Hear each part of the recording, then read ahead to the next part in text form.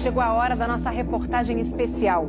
Há 30 anos, objetos voadores não identificados foram perseguidos por aviões caça da Força Aérea Brasileira nas áreas de São Paulo e do Rio de Janeiro. Você vai conhecer agora gravações inéditas desse episódio, que ficou conhecido como a Noite Oficial dos OVNIs.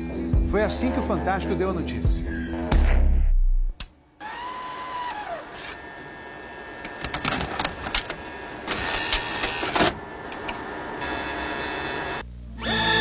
Esta semana, altas autoridades militares do Brasil admitiram publicamente pela primeira vez ter visto objetos voadores não identificados, os OVNIs. O próprio ministro da Aeronáutica, Brigadeiro Moreira Lima, deu a entrevista para informar que pilotos das bases de Santa Cruz, no Rio de Janeiro, e de Anápolis, em Goiás, chegaram até a perseguir e a ser perseguidos pelos objetos voadores não identificados na região de São José dos Campos, sobre o Vale do Paraíba, e trechos do estado do Rio de Janeiro. Eram 21 OVNIs, segundo os militares, que ficaram mais de 3 horas sobrevoando o território brasileiro na noite de segunda e madrugada de terça-feira. Toda vez que é detectado algum objeto não identificado, evidentemente há um processo bastante eficiente de verificar se foi alguma aeronave que está voando sem um plano de voo aprovado, etc. Mas quando se comprova que é algo diferente, as aeronaves então são acionadas. O que ocorreu foi que os radares detectaram vários objetos não identificados. Veja agora, minuto a minuto, o que aconteceu naquele 19 de maio. Às 8h30 da noite, um ponto luminoso é avistado pelo controlador de tráfego aéreo na torre do aeroporto de São José dos Campos, São Paulo. Um avião Xingu da Embraer se aproxima para pouso e o controlador pergunta ao comandante: "Você está vendo o ponto luminoso?" O Xingu confirma o avistamento, muda a rota e tenta se aproximar do OVNI. Quem estava no comando do avião era o coronel Osiris Silva, que voltava de Brasília depois de tomar posse como presidente da Petrobras.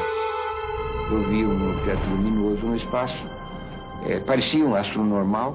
Eu voei na direção dele e após 5, 6 minutos de voo, fiquei com a impressão de que ele começou a esmaecer e perder a intensidade e o brilho. 9h14 da noite. O controle de radar de São Paulo registra sinais sem identificação. 9h20. O controle aéreo em Brasília confirma a presença de objetos voadores não identificados. 10h23. O primeiro jato F-5 decola da base aérea de Santa Cruz, no Rio de Janeiro. Ele carrega armamento de guerra pronto para ser acionado. 10h45. O radar da base aérea de Anápolis, em Goiás, detecta sinais no radar. Um Mirage também armado decola em busca dos OVNIs. 11h15 da noite.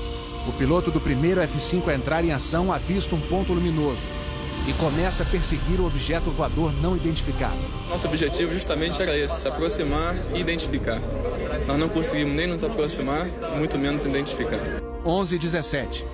Mais um Mirage decola da base de Anápolis para perseguir os objetos. 11h20.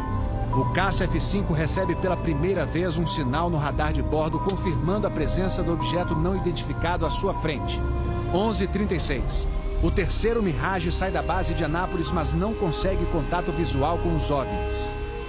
Naquela noite, 5 jatos da Força Aérea foram acionados e retornaram sem conseguir se aproximar dos objetos.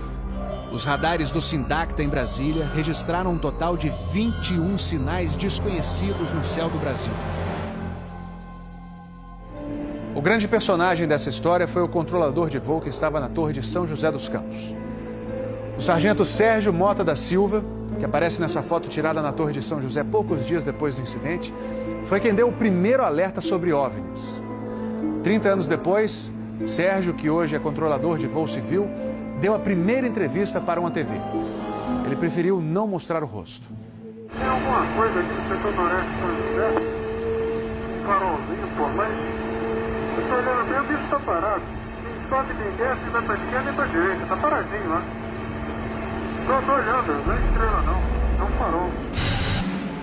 A olho nu parecia um avião. Quando coloquei no binóculo para observar, é que eu vi que ele era extremamente cintilante e multicolorido. Tinha vermelho, azul, branco, lilás, um monte de cores, com uma certa predominância do laranja, mas ele era muito bonito. O controlador pediu ao avião Xingu para tentar avistar o objeto. Eu expliquei a ele onde estava o objeto, pedi a ele que se ele tivesse avistamento, ele me informasse. Permanece com ele à vista? Aqui, aqui. A ponta vista. É bem visível, poderia descrevê-lo? É uma estrela grande. Estrela grande e bem vermelha. Entendido, grande e bem vermelha. Controle em São Paulo será alertado. O controlador em São José dos Campos avisa ao controle São Paulo que o Xingu está perseguindo o OVNI. Positivo. Ele está perseguindo o troço. Está perseguindo o troço? Tá indo atrás. Sério, tá indo. Controle. Tá vendo? Próximo de São Paulo, já da região do radar, esse objeto simplesmente desapareceu do radar. O Xingu também perdeu contato visual com ele. O avião Xingu abandonou a perseguição e pousou em São José dos Campos. Pouco depois, o controlador da Torre de São José alertou o controle São Paulo. Outros OVNIs estavam aparecendo no céu. Estou vendo 3 agora. São 3 luzes. Mas parecem estrelas. Mas o radar não pega estrelas. O que é isso? Você observa alguma mudança de cor, alguma coisa? Positivo. Aí você, né? Rapaz, eu não sei. Pra mim, olha, aqui tá parecendo uma estrela. Mas só que muda de cor bonita, rapaz. Tá vermelho, amarelo, azul, branco. Tá dando um monte de coisa. Pô, tão barato isso aqui. Deve ter uns cracks por aqui já pelas contas que eu tô fazendo aqui. Ainda bem que vocês estão vendo também. Senão eu ia pensar que eu tô ficando doido. Porra, rapaz. Tô arrepiado, meu irmão. Só dos pontos brancos afastados mais baixos. Estão entrando no alinhamento da pista. Além da cidade. Tem 2 altos aqui no alinhamento da pista e tem mais uns 2 ou 3 embaixo, no outro baixo agora. Continuam se movimentando. Coisa linda, meu irmão. Pô, tá ficando bom esse negócio, viu? Tá ficando bom. O controlador Sérgio Mota da Silva faz uma revelação surpreendente. Ele tentou fazer contato com os OVNIs usando as luzes de balizamento da pista de pouso. Se eu aumentava o brilho do balizamento das luzes do balizamento, aliás, eles se afastavam. E se eu diminuía a intensidade das luzes do balizamento, eles se aproximavam. Pareciam responder de modo inteligente aos sinais que eu fazia com as luzes da pista de pouso e decolagem. O controlador Sérgio fala com o controle aéreo em Brasília. Fala, Brasília. Brasília? Boa noite, bem-vindo ao Festival dos Discos Voadores. É uma loucura isso aqui, cara. Pô, os que eu pude ver mudavam de cor o tempo todo. Vermelho, amarelo, azul, lilás, aquele festival de cores. As ocorrências terminaram já perto do nascer do dia, lá pelas 4 e pouco, 5 horas da manhã. Os últimos objetos foram vistos. Como é que tá a situação aí? Ô, rapaz, isso aqui foi um festival. E agora, como é que tá? Agora não sei o que é mais não. Você não informa nada, não? Positivo. Mas você não sabe nada. Positivo. O Fantástico também teve acesso às gravações das conversas entre os pilotos e a defesa aérea. Um desses pilotos era o capitão Armindo de Souza Viriato. Veja agora como foi que ele perseguiu um OVNI com armamento pronto para ser usado. Eu estou em contato. Confirma? Estou em contato. Prossiga nesse contato, caçador. 7. Caçador passando a rojão. 7. Caçador passando a rojão. No código dos pilotos, isso quer dizer que o caçador, o avião caça, entrou na situação rojão. O míssil está pronto para disparar. Prossiga nesse contato. Foi, tem Judite agora. 7. Judite significa que o alvo está no radar. Ou seja, o piloto pode atirar se for autorizado pela defesa aérea. Mas neste momento, o alvo se afasta em alta velocidade. Está aumentando. Aumentando a distância, confirma. Afirmativo. A distância está aumentando de novo aqui. 7. Aumentando rápido, né? Comportamento muito estranho, ok? O capitão Viriato falou sobre a incrível velocidade dos OVNIs numa entrevista ao Fantástico. Essa aceleração, o radar de Brasília chegou a pegar na época de defesa aérea, deu aproximadamente Mach 15. Isso aí daria em torno de 15 mil km por hora. 15 mil quilômetros por hora é uma velocidade muito acima dos jatos mais rápidos do mundo, que chegam no máximo a 4 mil quilômetros por hora. Um documento confidencial do Comando de Defesa Aérea de junho de 1986 concluiu: os objetos produziram ecos nos radares do sistema de defesa e também nos jatos que perseguiram os OVNIs.